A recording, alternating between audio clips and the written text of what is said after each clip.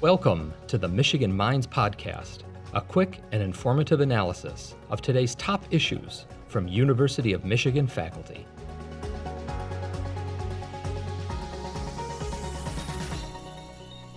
Previous research has looked at the consequences of social inequalities experienced by racial and ethnic minorities, and religious involvement has been positively associated with physical and mental health. So we wanted to examine which aspects of religious involvement might be associated with better cognitive health, particularly for older Black and Hispanic adults. Religious attendance and other aspects of religious involvement may be positively associated with cognitive function through the cognitively stimulating aspects of religious involvement. So for instance, attending religious services may lead to application of scriptural study or discussing sermons. Attending religious services also provides a unique social opportunity to engage socially with religious peers.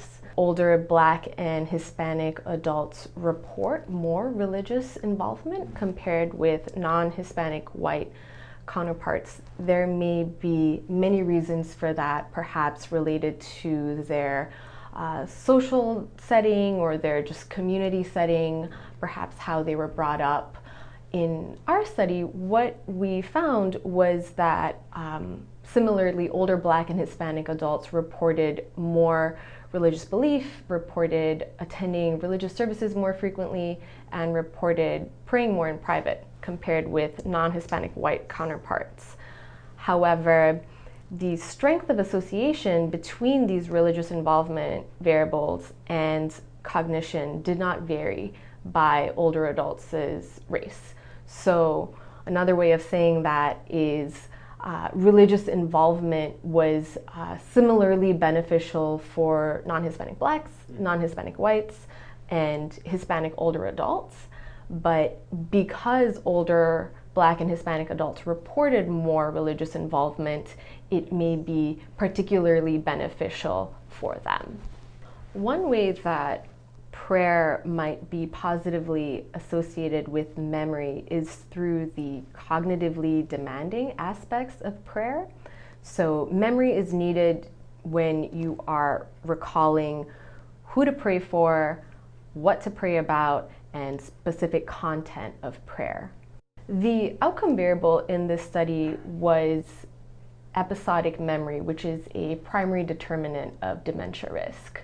The test itself is a list learning test where a participant hears a list of 10 words that they have to repeat immediately and again after a 5-minute delay. So our memory outcome measure was a composite of their performance on both the immediate as well as delayed recall trials for that list learning task.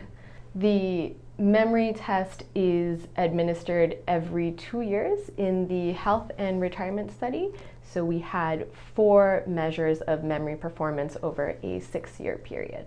Older adults who are generally more social or who are more socially engaged may be more inclined to attend religious services more frequently, specifically because they are more social. So what we did in this study was that we controlled for older adults' non-religious social engagement or their non-religious social participation as a way to address this general or trait-like social participation. And what we found was that patterns of association persisted even after controlling for someone's just general level of social participation. So on this study, I worked closely with my advisor, Dr. Laura Zahadny, who is an assistant professor here in the Department of Psychology.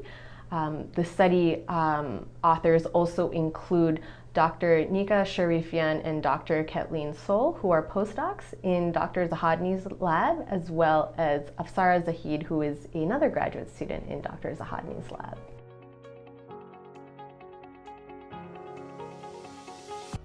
Thank you for listening to the Michigan Minds Podcast, a production of the University of Michigan. Join the conversation on social media with hashtag UMichImpact.